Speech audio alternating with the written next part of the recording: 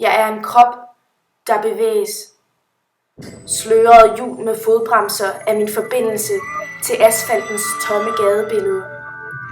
Mine bare fodsåler tåler nok ikke de smeltede sten lagt i forme.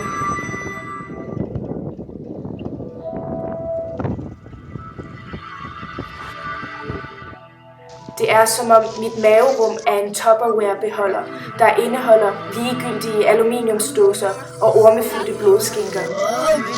Og indefra og udefra sætter dit klistrede øje sig fast i min hals. Det svøber sig om mit adamsæble, fedtet ind i tårecreme. Til sidst tykker jeg det over i to, og dit splittede udsyn fordaves.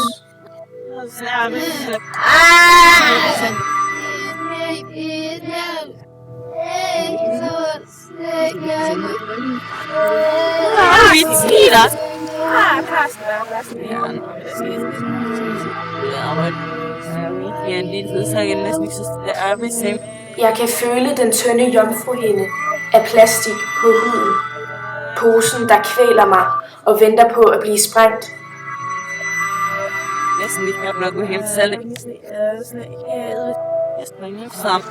Egentlig vil hun gerne, og hun føler sig klar, men hendes oliesheik-far siger, at hun skal leve i cølibat.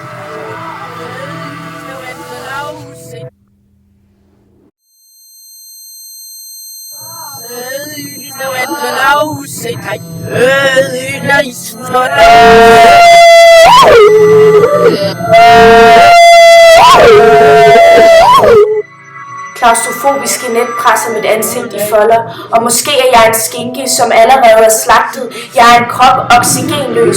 Jeg sluger en ikke eksisterende udånding.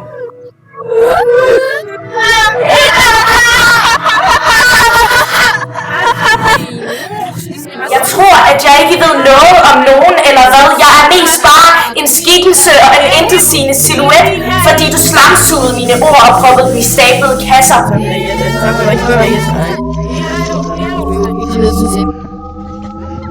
Men til januar, når jorden er hvid, samler jeg mig et lager af snebolde og vælter dit fort.